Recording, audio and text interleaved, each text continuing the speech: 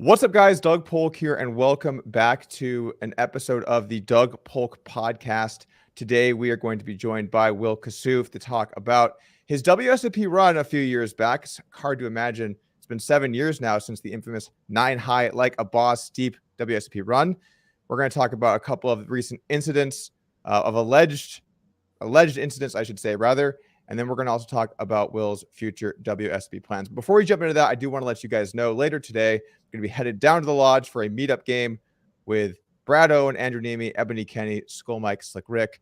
I might even have a special guest appearance by Ryan Fee might be stopping by. So if you are in the Austin area, come on down. We're going to have free food, cheap drinks. Should be a good time. And then a little hangout afterwards at the room. Okay. With that out of the way, let's go ahead and introduce today's guest, Will Kassouf. Welcome to the podcast. Thanks, Doug. Thanks for inviting me on your show. Alrighty, well let's kick things off with just talking a bit about your run from 2016 when you first hopped on here before we went live. I actually thought it was only about 4 or 5 years ago, but it's kind of hard to imagine it has been 7 years now since your deep run. Can you maybe talk a little bit about what that experience was like back in 2016? Yes, incredible experience. I never thought, obviously, it was a dream to run so deep. I just played my A game, just took each level as it came and each day as it came, and only put my stack at risk once throughout the whole tournament. I think it was late on day 3, just before the money. I got it in with ace king of clubs, I believe, against pocket queens. Classic race. I hit the ace and never looked back. Then I never put my stack at risk once in the whole tournament. After that, until my final bust out hand on day 7 with 17 players left, with the infamous hand with kings against aces all in pre-flop.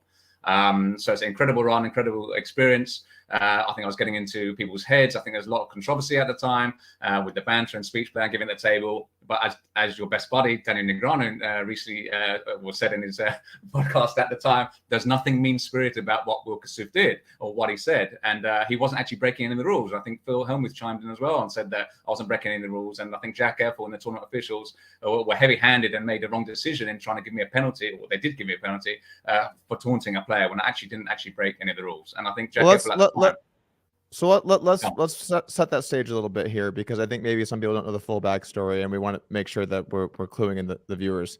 So throughout your run in 2016, you were infamous for your quote-unquote speech play, where you would basically, in hands, you would talk about hands, you would try and get your opponents to do things. You were loud, boisterous, some would say annoying, and very kind of like with a lot of bravado about your table image. And that's sort of what was kind of the story with your deep run as you went along, was not just that you were making a deep run. Obviously, WSOP main event runs are always going to be notable, but rather the way that you were doing it was very, at least boisterous. So can you talk a little bit about speech play in general? Is that a big part of your game? And kind of what got it rolling that year to where that was sort of what you were known for through that run? Sure. I mean, speech play is a big part of my game. I think the psychological aspect of poker is underrated and underestimated. It's not talked about so much. Everyone talks about GTO, pie solvers, push fold charts, and what have you. That's all well and good, but I think you've got to be mentally strong in the game. You've got to be thick-skinned. It's how you conduct yourself and handle yourself after you have a bad beat, and it's a test of your character to get through day after day, level after level, to get through a whole field of players. You've got to be mentally strong and get into your opponent's mind. And at the end of the day, poker is an information-seeking game. And it's a game of deception, if you like, trying to convince your opponent you have the best hand when you don't, and vice versa. So that's effectively what speech play is about, trying to be one step ahead of your opponent, trying to get into their heads, convince them you have the best hand when you don't, etc. I think speech play goes more in Europe. I think in the poker rooms here, vast majority of the poker rooms in Europe, you're allowed to talk about hands, you're allowed to talk during hands, you're allowed to say effectively what you have. And if you declare that hand, or you show that hand goes to showdown, and you show the 2 cards you say you have, there's no penalty whatsoever. It's up to your opponent whether they want to believe you or not. It's like reverse psychology in a way. Why would you be telling your opponent the exact hand that you have if that's the holding that you do have? So it's reverse psychology. Get into your opponent's head, convince them one way or other to get them to do what you want them to do, effectively, to get them to fold when you're bluffing, get them to call when you have the best hand. So that's effectively the whole point of speech play. There's nothing abusive. There's nothing disrespectful about it. I don't insult anyone across the table. Like Negreanu said, there's nothing mean-spirited in anything I do or say at the poker table. It's a tactical weapon, a psychological weapon, if you like, and it's a big part of my game. Yeah, so in the U.S., most poker rooms, at least as far as I understand, don't allow you to be talking in hands. And I think even in cash games, if it's multi-way, you cannot talk in hands. So are you talking about specifically about heads-up scenarios then?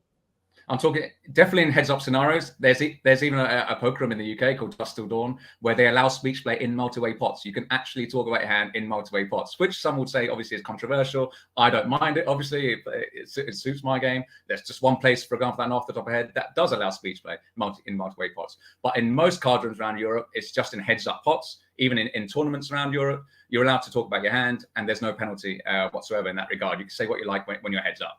So it prevents any kind of collusion. You're not trying to like collude between one or two other players, and they could be your friend on the table, even though you're in a tournament with thousands of players. It's unlikely you're colluding, but it gives that the player protection, for the integrity of the game. You can't speak in multi-way pots. I know in the US, it's definitely frowned upon. I know in the WSOP, you cannot talk about the hand. You cannot say anything that will influence the action whatsoever. You cannot even say you got a big hand. I even said that once, and I got called up on it. I wasn't given a penalty, but I was given a warning. You cannot say you have a big hand, like, oh, I've got a big hand, kind of thing. it seemed ridiculous that you couldn't even say that. And I think it's a shame to be like stifling like banter and speech around the table. We're playing live poker in the day. It's with social interaction with other like 8 or 9 human beings on the table. It's there. It's live poker. It's there for the interaction. And if we're going to be sitting there with headphones and hoodies and saying nothing for 12 hours a day, and it becomes so robotic, it's going to be boring for the players. It's going to be boring for the viewers. No one will want to watch it. End of the day, poker, we're in an entertainment business, whether you like it or not. People are watching and they want to see fun. They want to see entertainment. They want to see controversy. They want to see fireworks. They want to see banter, speech play, and confrontation on the poker table. They don't want to watch a bunch of nits sitting there with 12 hours a day with the headphones and hoodies on and saying nothing. It's a complete boring game, and it's really bad for the game, whether you're a player or I definitely agree with the premise there. And I think in a heads-up cash game, we obviously have much looser rules in general here in Texas compared to most places because there's no gaming commission in Texas. It's just private place. People can gamble amongst themselves. We do have rules of the club as well, but regardless, we have more leniency. I think in a heads-up cash game pot, of course, it's fine and allowed. But the problem in tournaments is just so if I'm in a pot with you, the prize pool is shared by everyone.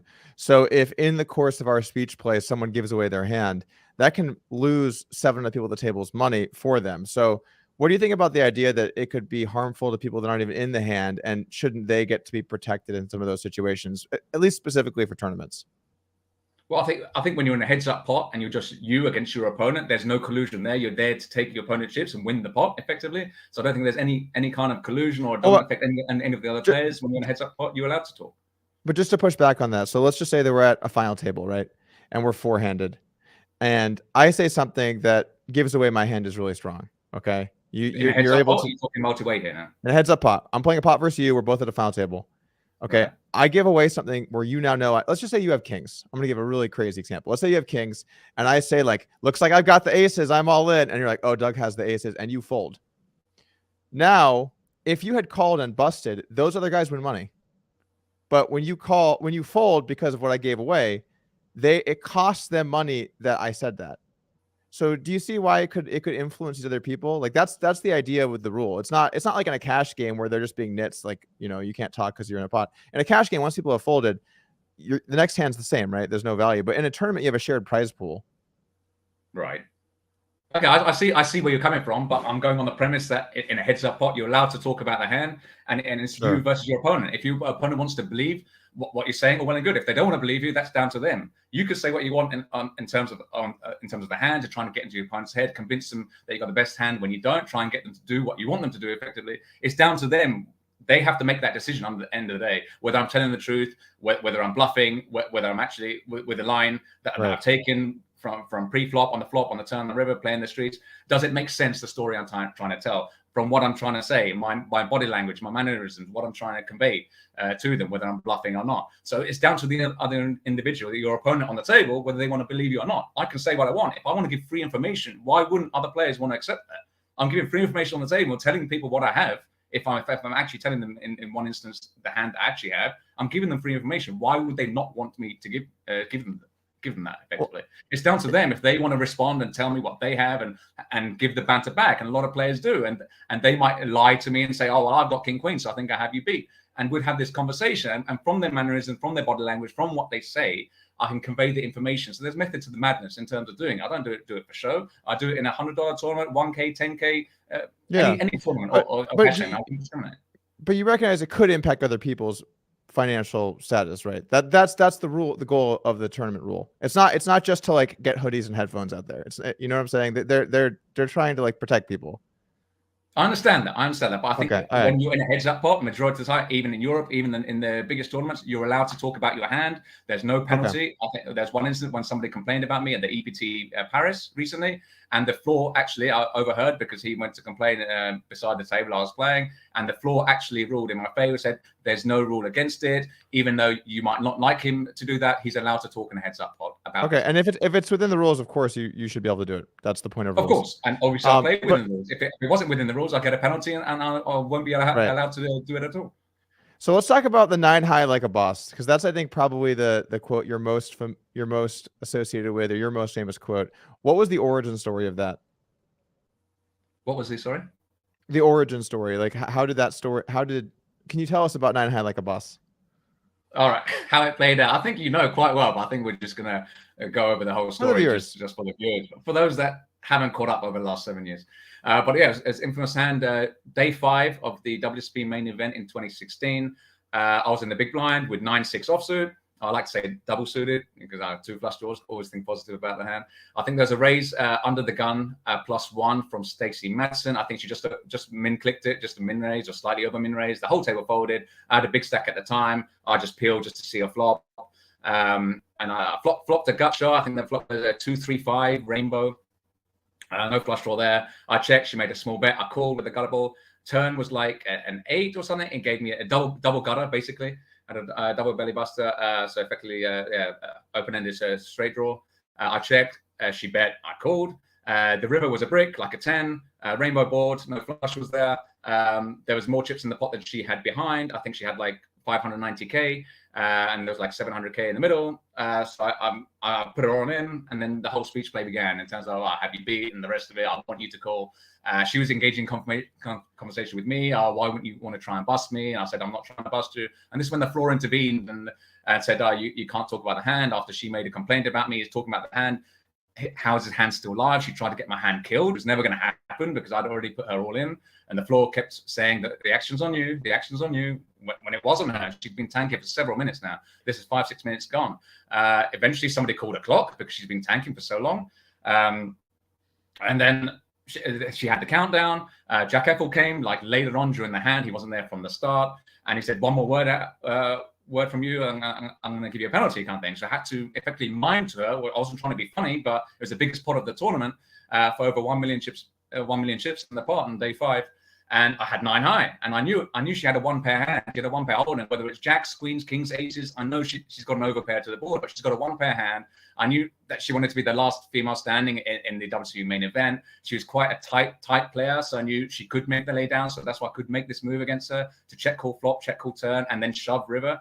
Like the hand doesn't make sense if she played it out, but she was so determined to get my hand killed and what the floor were going to do about me talking during the hand, that she didn't focus and actually think about the hand logically. Because had she done so, she would have made the correct decision and called, because obviously pocket queens is the holdings that she had on a 10 high board, rainbow board, was definitely the best hand. But because of the pressure I put onto her, got into her head, I said, you show, I'll show. And when I was told I couldn't say another word, I had to mime to her and say, as in, you show, I'll show.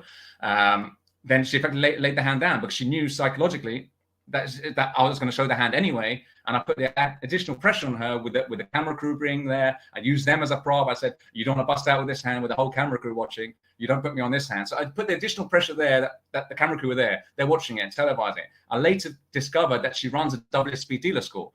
So she obviously didn't want to make an error there and call off her whole stack for her tournament life and make a wrong decision with 1 pair, even though clearly it was the right decision to call with pocket queens. But I put the maximum pressure on, got into her head, and got her to lay the best hand, obviously, lay down the best hand. And I said at the end, do you want to see it? She goes, sure, I want to see it. I turned over, there you go. Turned the double gutter and missed. Never mind. 9 high like a boss. Big heart of a lion. And that was it. And then Norman Chad said, 9 high like a boss. And then it just went viral from there. I've never said it in my life, never planned it. It's just a catchphrase that came out at the time. I had 9 high. I just said 9 high like a boss. Million chip pot. After that hand, I was chip leader in the whole tournament, and Dan Coleman was second. And someone took a screenshot of that and sent it to me. So it's the biggest pot of the tournament, huge pot, controversial hand. I then got taken to the side. Jack Effel then issued me a warning, then gave me a penalty for taunting a player, which I think was completely ridiculous.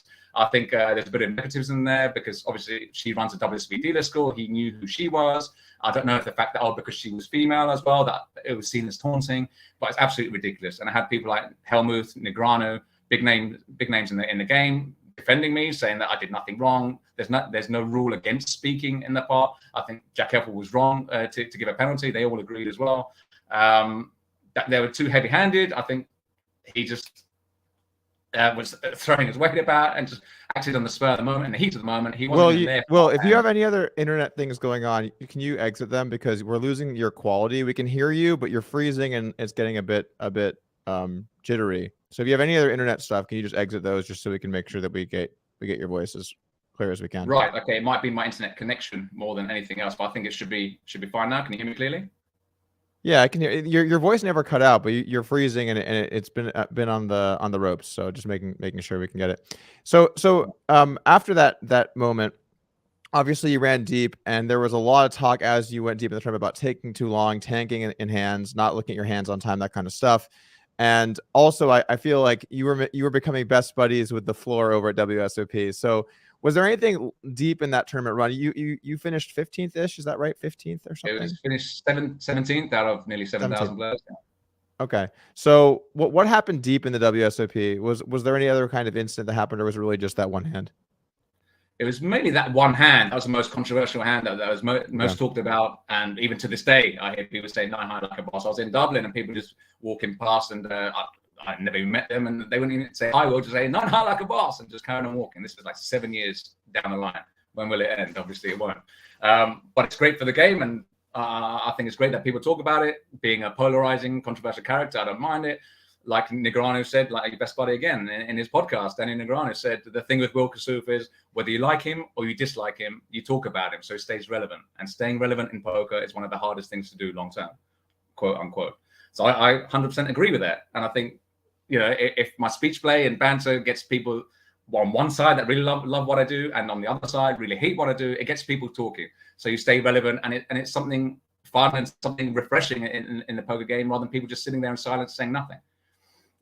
So in terms of the actual hands, that was the main hand. Obviously, my bust out hand later on was the next biggest one, the kings against aces. Well, I think Griffin Benger totally overreacted, and he was quite arrogant even after the chips were in the middle and the cards were on the back. So my life is good, I don't care, kind of thing. We were playing for $10 million, so obviously he did care. But I think he was definitely OTT in terms of his reaction and his outburst, and saying I was verbally abusing him. If anything, he was verbally abusing me. I said nothing untoward or anything disrespectful towards him, so he completely lashed out. And it's completely bizarre because that was the first hand I've ever played with him in the whole tournament. When I met him on the final 2 tables with 17 left, I've never played a hand with him before, never saw him in the tournament until then. So for him to lash out like that, I don't know if it was an angle from him to get me to shove light, like he put me on 9s or 10s or something, or jacks, and tried to get me to shove light. But in the day, it was kings against aces. And there was a part of me why I didn't snap sharp. I wasn't nit rolling or slow rolling, anything like that. There was a part of me that genuinely thought that he could have aces here. There's 3 hands that are going through my mind when he came in with the raise on the gun. I 3-bet, he then 4-bet. With my stack, I think I only had like 30 big blinds at the time. It was all in or fold. I couldn't call. And there's only one hand I'm losing to, obviously aces. The other 2 hands you can have is ace king suited, or even pocket queens. So I'm crushing those 2 hands. I'm losing to 1 hand. And I'd only been short and had the stack that I had because the few hands before, I don't know if that's televised, but I had aces against ace jack, blind on blind against Gordon Veo. I had top set on the flop, and he made a flush with the jack of diamonds. So that was pretty sick to lose aces against ace jack, blind on blind with top set. And then 3 hands later in the same orbit, kings to aces, and I'm out. So effectively, those were the 3 key hands. Had I not got the aces against ace jack and lost, had I not got the kings against aces and lost, I was like 5th in chips or something. I was in a great position to make the final table with guaranteed $1 million and free rolling for 10 million. But as it happened, cash for 338,000, and it was still a good payday, but bittersweet in the end, considering how deep I ran and never put my stack at risk at all. Just once, end of day 3, like I said, ace against queens, and didn't put my stack at risk again until the kings against aces hand. Nice to have a run that sails so smoothly. We need to transition now. I want to talk about a couple of different events here. I want to start off with an incident, an alleged incident from 2018, that you were stealing $100 chips from one of your friend's stacks. Can you explain what happened there? Because you posted a statement about it afterwards. What went down with that? With I think it was at a roulette table. What happened with that incident in 2018? Yes, that's back in 2018, about 5 years ago. We were playing in a poker festival. We would all finish playing. It was around 10 o'clock in the evening. We all started getting the drinks and having the shots in. We were drinking shots of Sambuca, doing the double vodkas. I didn't plan to go on a big bender that night. It was a Friday night. So it's the weekend. We'd finished playing. We were just having fun, having banter with everyone at the bar and having drinks. So they're drinking from 10 p.m. to like 5 in the morning. By then, I was completely smashed. I don't remember exactly what time we ended up on the roulette table. I don't play roulette myself. I hate the game. I'll never play roulette if I had the choice in a casino. I just play poker, occasionally blackjack because I like cards, but I hate roulette with a passion because the house always has an edge on you regardless. Before you even play the game, they give you 35 to 1, whereas the true odds are at least 37, 38 to 1 with the 0, double 0 and what have you. It's just a degenerate gambler's game, and I would never play it if I had the choice. But for the night in question, we were drinking. I think it was like 3, 4 in the morning. It was late at night. I was completely drunk. One of my friends wanted to go play roulette just for a quick spin up, just for fun. There's 4 of us around the roulette table. My friend who had the chips was gambling was on one side of the table. I was on the side of the table. I was at the bottom end of the table, so I wasn't even standing next to him. But we were there, all drinking, having fun, and playing. The issue the contentious issue that occurred at the time, we were both betting with chips. I had a stack of chips in front of me that I chained. I had a stack of green chips in front of me. My friend had a stack of gray chips in front. We were just playing, having fun. We were all playing together against the house. So we were all drinking, having fun. There's nothing untoward. One incident occurred when after one spin of the roulette wheel, a payout was made. Both to my friend and I from the chips that we were betting, we both won on a number. Before the next spin of the wheel had occurred, there was a £100 chip left in the middle of the table in front of me. That was in the middle of the table, not on my friend's stack or anything like that. I, for whatever reason, picked up the £100 chip and put it on my stack. No one said anything at the time, like, why are you taking that? Oh, that belonged to somebody else. And we carried on playing. We carried on betting on other numbers. That was fine. I later then pocketed that £100 chip. I don't know why. I was drunk. There's nothing untoward. I didn't think I was doing anything wrong at the time. I picked up the £100 chip and just put it in my pocket. We carried on playing. Nobody said anything at the time. No one said I'd taken somebody else's chip. Afterwards, at the bar, we discussed it after my friend cashed out, that he was saying the £100 chip that I picked up from the table was his. I agreed with him that I'd taken the £100 chip and I owed him the £100. That was fine. We agreed it at the time. I bought another round of drinks to the guys. There was no issue whatsoever. It was later the next day that I was called in by the casino manager after a customer complaint was made. And I was wondering, what do you mean? Why has there been a complaint? He said, listen, we've had a customer complaint about you. We've reviewed the CCTV and we've seen that you picked up a £100 chip from the table that didn't belong to you. I explained at the time I was completely drunk. I agreed with my friend already that I owed him the £100. I paid the £100 back to my friend just to clear that up. And I even saw him at a later poker festival in Dust Till Dawn when we were at the players' party. We were getting drinks at the bar. I asked him again, apologized again for the whole situation. And I asked him again, clearly, do I owe you any more money? Just tell me now, because I was completely drunk. I don't remember half things that happened. If I owe you anything, tell me now. I'll give you anything else that I owe you. He said, no, that's fine. You paid me back. And that was it. We shook hands. I apologized again. And we moved on. That was it. Unbeknownst to me at the time, at the instant, somebody had gone behind my back and made a complaint to management, whether they were there or not, or heard about it, or seen the incident, made a complaint about me that I was seen stealing a £100 chip from my friend's stack.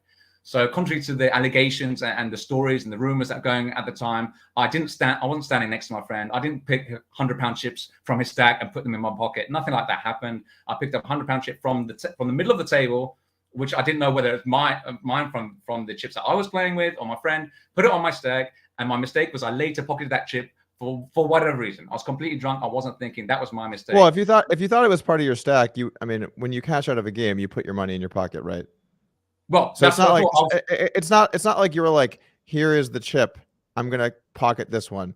The way that I had heard the story, at least from what I can recall, because it's been a few years now, it was slightly different. I thought there was multiple chips. There's only one chip specifically. It was the £100 chip. That was the only £100 chip I had in my possession that I picked up from the table, put in my stack, and I later pocketed. That was my mistake. That's why I made a public apology. I wasn't forced to do that. No one recommended me to do that, but I thought it's the right thing to do. If you do something wrong, you put your hands up. You accept full responsibility for your actions. I apologized and explained effectively what happened. I didn't give details of the time because I thought it's a private matter between friends at the time. It was completely drunken instant. I agreed with my friend at the time, I owed him 100 quid. I paid him the money back, so it wasn't a big issue. But obviously, because it's about Will Kassouf, everyone wants to like make a big issue out of it, so it got blown way out of proportion compared to what it was. And in my defense, when I did speak to the manager at the time, when he said, as a result of the customer complaint, they reviewed the CCTV and I was seen picking up the £100 chip that didn't belong to me.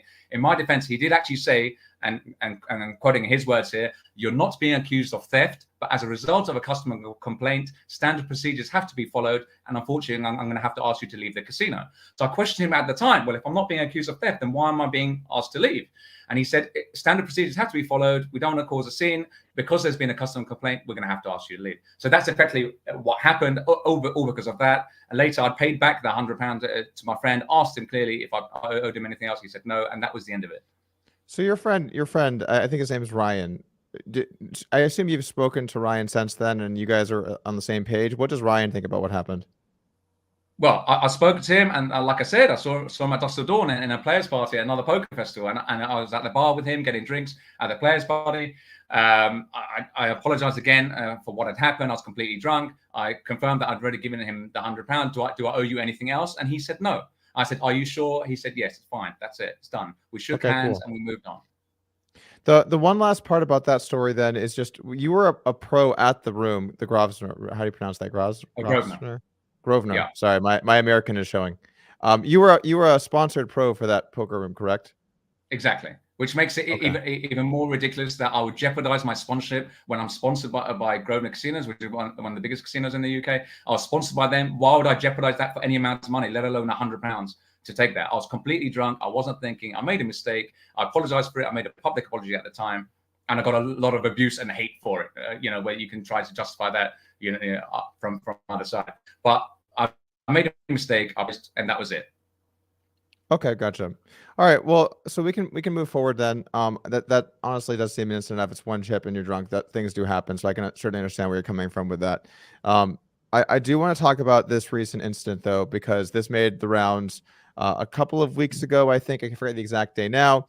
I covered it on my channel talking about a story at the Irish Open where a player, I think a fairly well-known player who plays in some higher stakes stuff around Europe, made a post where he was essentially saying that there was a pot he saw at the table where you got all in, and then when you lost, you left before paying out the guy the money that was owed. Whether that was you took the chips with you or because your chips hadn't been brought to the table yet, it's unclear. And then some of the other players at the table weighed in as well, or at least one of the other players did, and there was a lot of comments about what happened. So what happened a couple of weeks ago when it came to the UK Irish Open incident? Right. So I was playing in a 1-2-5 PLO 6-card game. It was a successful festival. I already won 2 seats before I'd even gone to Dublin. I'd won 2 packages on PokerStars for the Irish Open Main event. I bagged up a stack for day 2. I busted before the money on day 2, but then I played a side event, the GP Poker Masters. I made the final table of that. It was a €550 tournament, and I finished 8th place for €4,265. So it wasn't a bad payday for just a 2-day tournament. So I was already in profit for the trip. I'd done well in the cash games over the previous 3 days and spun up my stack in Hold'em and PLO. So around $2,000 up in the cash games as well. Final day, I was there just to have a punt, just to play with some of my winnings. So I sat down in the 1-2-5 6-card PLO game with €300. I think I had around €250 at the start of one hand, when I got it all in with Ace King, top 2 pair. Against it was Ace King 6 board against one guy who was completely drunk and just calling all in blind. He happened to have Ace 6 and it all went in on the flop, and he turned a 6. What? And obviously I was stacked. I then reloaded in that game for €300 and before the hand in question came about. So I'd reloaded after I got stacked when I had top 2 pairs, the A6. Had €300. I played hands, but folded post. The internet is breaking up a bit here. Well, if you could maybe speak a little bit slower. The internet's having issues. I don't know if you have other things that running or whatnot, but it's lagging, it's freezing. It's kind of hard to hear you. Right. Okay. I'll slow it down. Maybe a touchdown. Just trying to get everything out there as soon as I can to tell you exactly. I understand, but your internet quality is really bad, so it's hard for us. Like it's jumbling up a little bit, and the quality is really bad. So just letting you know that that's happening. Right. Okay. So in terms of the hand in question, I'd obviously reloaded for 300 euros. I'd played a few pots, but folded post flop. So by the time of the hand in question, I think I had around 230 euros at the start of this hand. There was betting pre-flop, I think 20 or 30 euros pre-flop, and there's a bet on the flop for 60 or 70 euros, which I called. I had top set aces on the turn. So I shoved all in for much less than a pot size bet. I think I had around 140 or 150 euros maximum when I shoved all in. On the turn, effectively, the rest of the chips were in the pot flop and on the flop. So when I shoved the turn, I was 140, 150. The guy in seat 2, I think his name is Keith, he reshoved, and the guy in seat 4 called off his whole stack. And the guy in seat 4 had 1,000 euros. Keith had both covered. Twice to run 2 boards. On the first board, I made a flush, and on the second board, they both made a straight. So effectively, I lost both pots with top set. And I didn't win the hand. So obviously my chips were already in the middle on the turn. I didn't touch the chips after that. I had no more chips behind. My chips were in the middle. I was sitting in seat 1 next to the dealer. So my chips were in the middle, right by the main pot. So there's no issue at the time. I think that I had a couple of people on the rail who were like heckling me and just like having a laugh, taking the piss, saying, "Oh, you got it in drawing dead," even though they knew I hadn't because I had top set on the turn. So I was anything but drawing dead, because one had two of them had a straight and one had a flush draw, or two of them had 2 different flush draws. So I definitely wasn't drawing dead with top set. So they knew I'd stood up, and they knew I didn't run out of the poker room. I then went to speak to one of my friends on the table called Nikolai. We're discussing our travel plans for the next day, because he was on the same flight as me on the way back home to London. So I was there at the table for a good 2 minutes at least, speaking to him. I then went to speak to another friend of mine, Alex, on another table behind, because he was also on my flight back to London. So even Nikolai in his tweet said that I was in the card room for at least 3 to 5 minutes after the showdown. I definitely didn't run out of the poker room. And in my defense, I think Keith even took to Twitter and said nobody saw Kassouf take the chips from the table. And I reiterate, I'm not saying that he took the chips and ran. Are you talking about Keith Littlewood? Or, yes, I believe his name Keith Littlewood. Yes. Okay, because and he was saying clearly in it. Sorry. So I see a tweet here from Keith online responding to it on April 11th, saying that it's true that what happened, that you took the chips midway through getting stacked, and it was part of his pot. He feels very disappointed. It was 300 euros.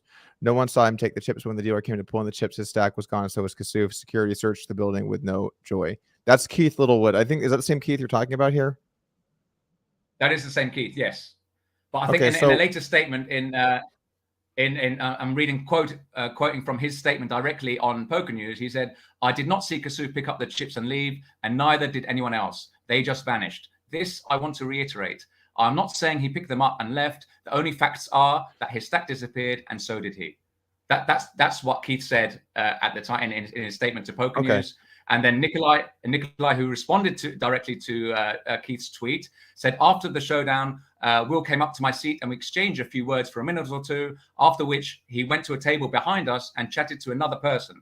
I'd say he was still at the venue for another 3 to 5 minutes after the showdown."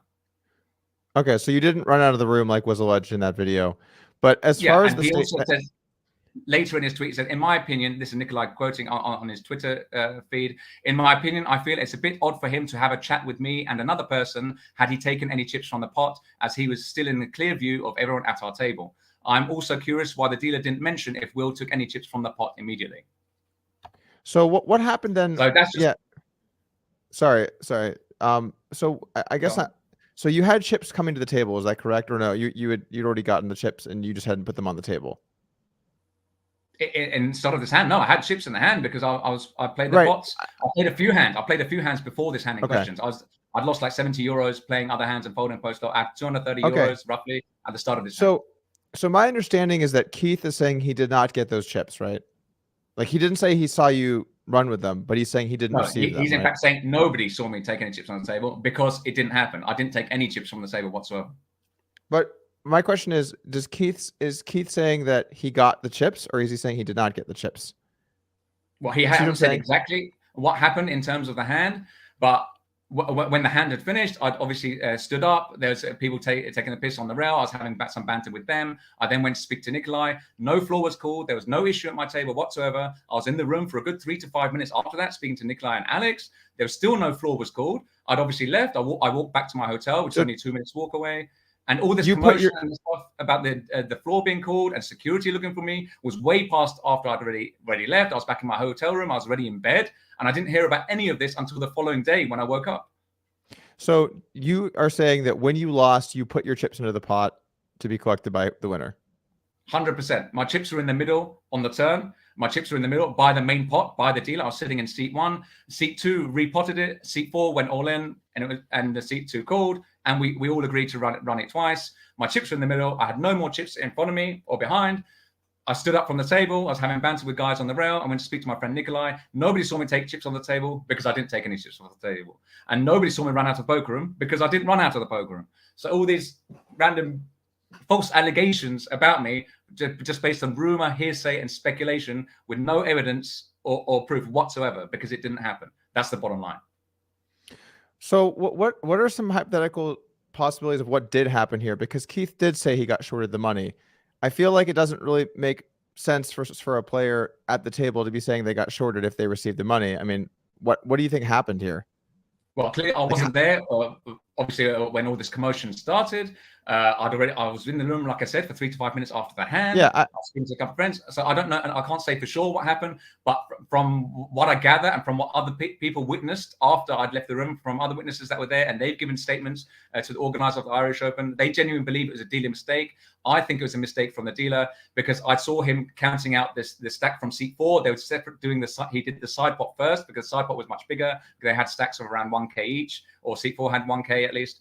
So he was dealing with the side pot. I think when it came to do the main pot, the dealer must have accidentally swiped my stack, which is around 140, 150 euros, which is a small stack considering the pot and the size of the pot, and the main pot and the side pot. He must have accidentally swiped my stack into the main pot because I was sitting in seat 1, which is next to the main pot.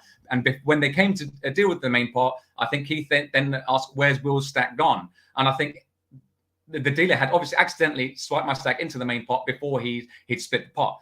Why in my right mind would anyone in their right mind try to take any money off the table and run out of the poker room? It seems to be an absolutely absurd kind of allegation to even make, absolutely absurd thing for any poker player to even do. You'd get an automatic ban from the Irish Open, possibly even other events. Why would I or anyone even think of doing such a thing? Plus, to go on to reiterate the point that Keith was saying that nobody saw me take any chips. Surely, if I did take any chips on the table, either the dealer or any of the players on the table would have seen it.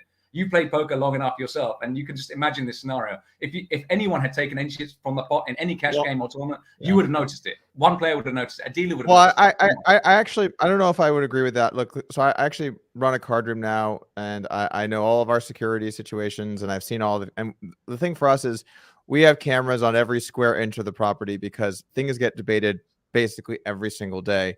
And without footage, it's always going to be ambiguous and you're going to have issues. So we blanket it in cameras. So we have every single angle. So if something does happen, then we can do what's right. And that happens all the time. There are disagreements or discrepancies.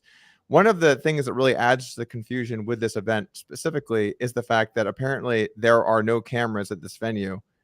What are your thoughts on that? I dispute that. There were no cameras above each of the tables, which is disappointing because then this would have been resolved within minutes and it will clearly show I did absolutely nothing wrong and it would show exactly what happened after the hand.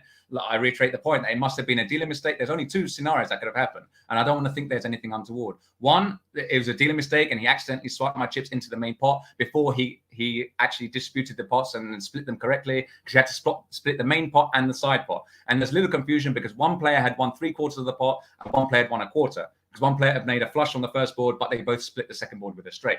So because they had split the pot 3/4 and 1/4 for the main pot and the side pot, I think that's where the mistakes were made by the dealer. I don't want to say he's inexperienced or did a bad job, but he is quite young. I don't know if he was experienced in dealing with 6-card PLO and splitting pots that effectively. I don't know why it took so long to split the pots. I was there for a good 3 to 5 minutes, like even Nikolai has said in his tweet. I hang around for quite a while just to speak to my 2 friends there. No floor was called. There was no issue at the table. So I don't see why it took so long, like several minutes, 10 minutes or 15 minutes after the hand.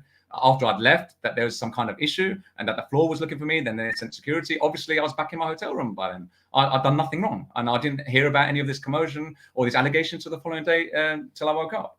So it seems absolutely ridiculous. But I think there's only two scenarios that could have happened in terms of my stack, in terms of what happened. Either the dealer's accidentally taken the chips in, which I genuinely believe he did, or the player in seat 2, and I don't want to accuse anyone, but he might have taken my stack from the main pot because he'd won the pot against me effectively.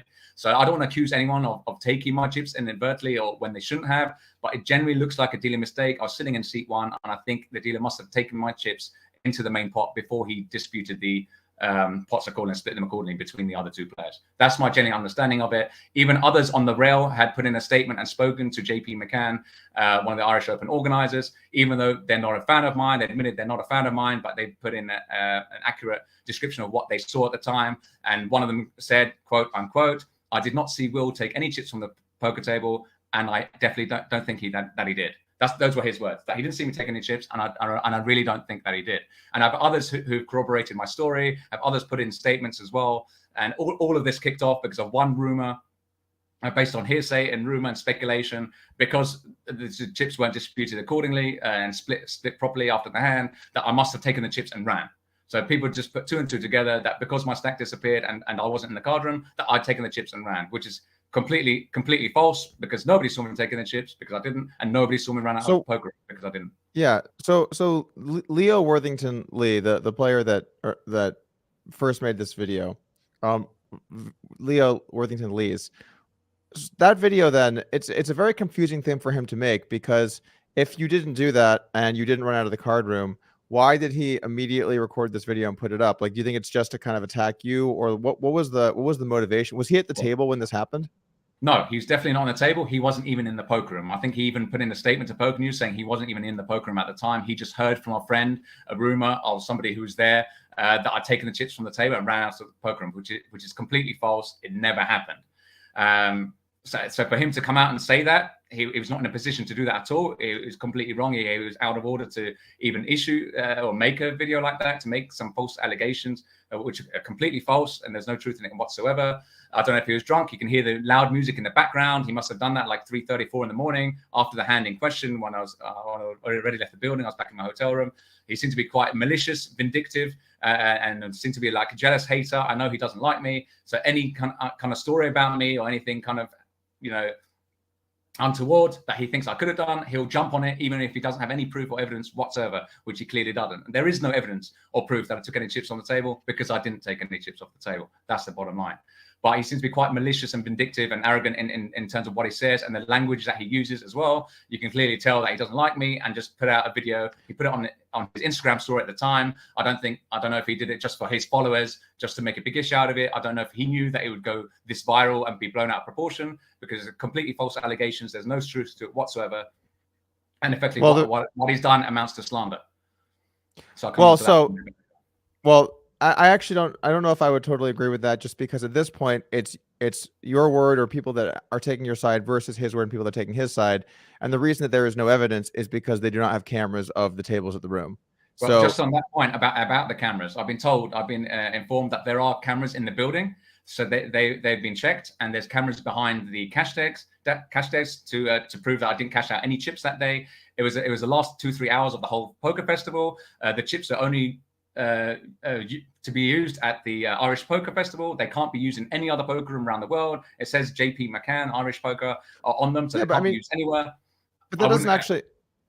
I'm not saying that this means that you're guilty. I'm just saying that what you could do is you could give them to someone else, and they could cash in. The cameras clearly showed I didn't run out of the poker room. They showed that I clearly left the building.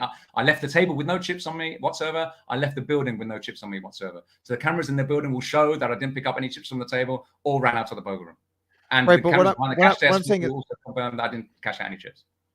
Right, but the real issue here again is that we do not have camera footage of the table itself. Because the other thing is these, like, do they have the cage? Is there the room? Do they show you leaving? Do they show you having, like, those things are actually, there's like a million ways you could dice that either way. Like the actual issue here is that there's not a recorded evidence of what happened at that table to prove your innocence, right? That's like the real issue here. Because if they had that, then it would be easy.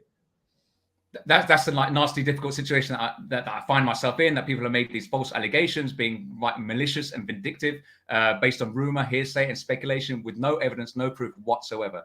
And the fact that one of the guys who's at the table, Keith, took to Twitter and made that exact point that I didn't see Will take any chips off the table, and nobody saw me take any chips off the table. And he went on further to say that he's not saying that I did. All he's saying that is that my stack disappeared, and so did I. So he's basically giving the facts, and the fact of the matter is my chips were in the middle of the turn. I had no chips in front of me. Well, I had bands with guys in the rail, and I was still there a few minutes after the hand in question. So I didn't take any chips from the poker table, and I didn't run out of the card room. That is slightly different than what Keith's point was, is my understanding. I read through his statement. I read through the hand that he posted. He said that he didn't get paid the money, but he didn't see you not he didn't get paid the money, but he didn't see whether it was you or the dealer. He just didn't get the money, right? Well, if there's been a mistake by the dealer in terms of distributing the pots correctly, my stack would have been in the main pot. So if he's saying that, oh, my stack disappeared, that he's saying there should be additional chips on top of what was in the main pot, is his point. But my point is my stack was in the middle, so my stack must have been in the main pot already, and it was only for 150 euros.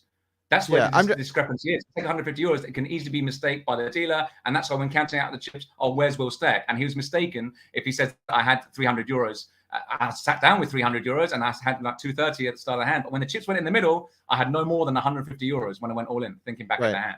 So if there's any chips missing, it's 150 euros. I'm just clarifying what Keith's point was from his statement. His statement clearly says he did not see you take the money, right? Clearly. But it also says he also says he was shorted 300 euros. He also said nobody had seen me taking it, not just him. Nobody had seen me taking any chips off the table. Sure. Because if I had at least one player or the dealer would have done. I was sitting in seat one. So. Right. Okay. But I just wanted to clarify that one aspect. There were rumblings of some other players as well that have said that they saw similar incidents during the Irish Open. Barney Boatman, I don't know if you're familiar with him. Carl Nolan said the same thing. There are some other people that have claims of similar incidents, but I guess just to be clear, you're saying that these are unequivocally, categorically false. These are not true in any capacity. They're all allegations that are completely false. Nothing happened in terms of the chips going missing. There's no fault on my part. I was 100%. I was all in on the turn for like around 150 euros. Like I said, I had no more chips behind. I left the table with no chips on me whatsoever. Spoke to two of my friends and walked back to my hotel room. That was it. Nobody saw me taking chips because I didn't, and nobody saw me run out of the poker room because I didn't. That's the fact. So moving forward, then, what do you think then that you need to be doing? Because clearly, you know, if this is going to happen like this, we're going to have these kinds of allegations. There are a lot of different people that have said stuff over the course of the last couple of weeks. Is there a way that you feel like maybe you can conduct yourself differently to protect yourself from this type of incident? Because basically, if it's this close and people are claiming these things, how can you make sure that in the future that this type of thing doesn't happen? Well, in my defense, I found that all these allegations suddenly came up on Twitter when people were piling on. I think even Barney Boatman, in his defense, said he regretted posting earlier and piling on about Will Kassouf. It was just an observation that he had. There's nothing untoward on my part. It was genuine. I just said in terms of the one that Barney Boatman mentioned, in terms of sitting down at the table, I'd called for chips. I didn't have any chips on me, but I was dealt in the hand. I'd played the hand and owed money to the pot because I called a bet pre-flop and called a bet on the flop. I only received the chips after seeing the flop, and before we went to the turn, I owed chips to the pot, which then I paid. The dealer said I owed like 30 euros, which I paid. And I think a bigger issue was made out of it that, he tried not to pay the 30. I didn't have any chips on me. Once I did have the chips, the dealer change out of my piling on and make which is completely false. Well, your internet's cutting out completely here, man. And I tried to short the pot. Hello? Yeah. Can you hear me now? Yeah. So every so often your internet just does this thing where it doesn't want to cooperate.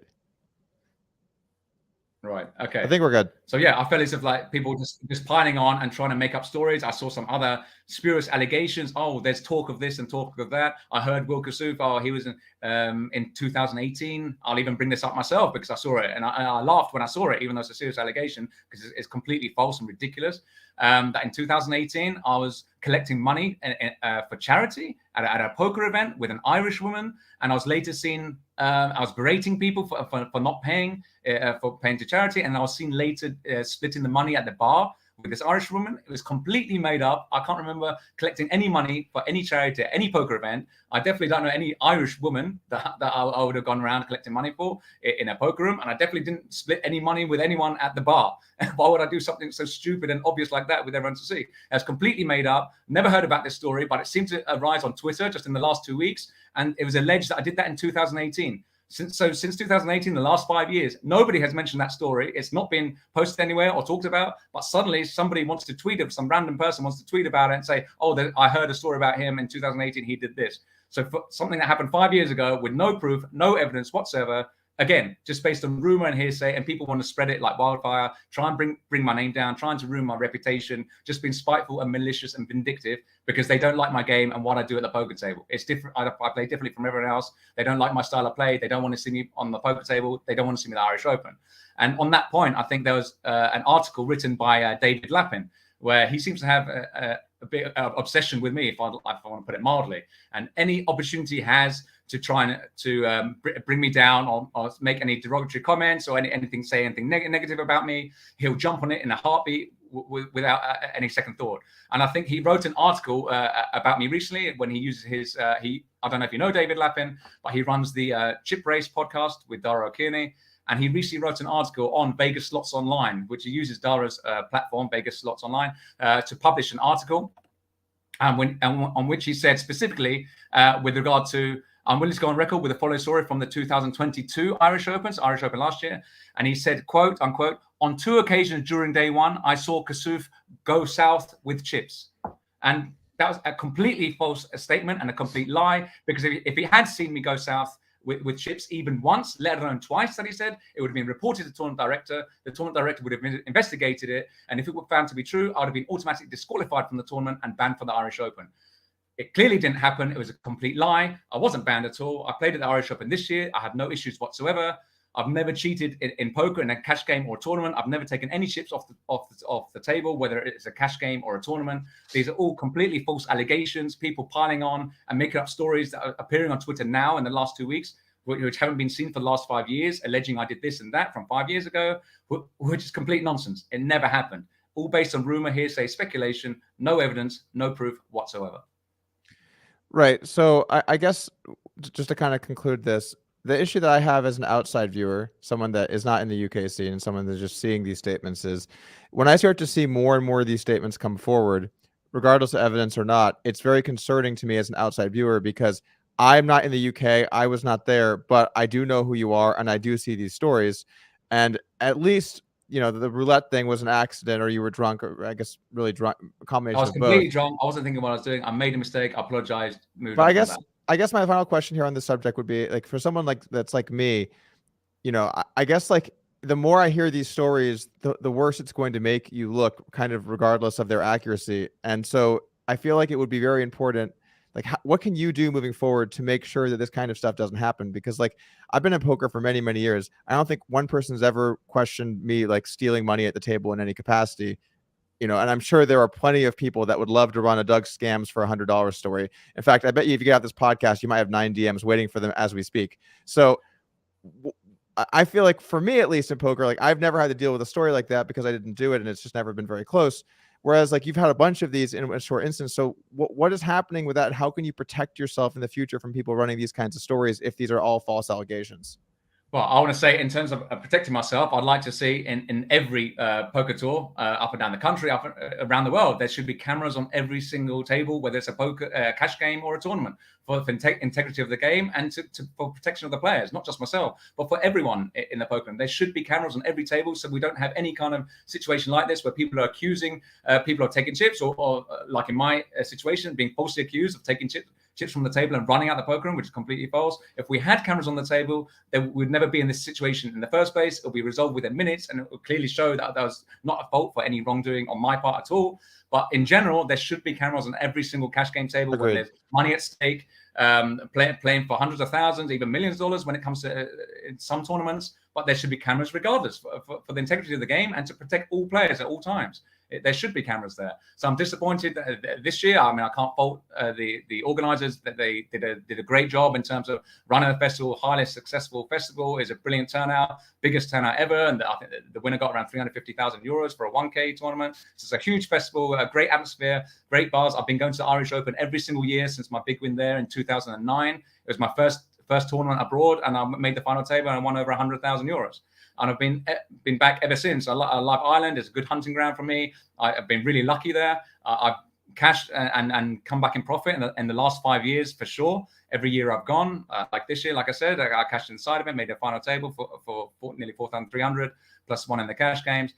So I've been every single year. I would never do anything to jeopardize my poker career or try to take any chips from the poker table, be it a cash game or a tournament. I played poker for most of my adult life.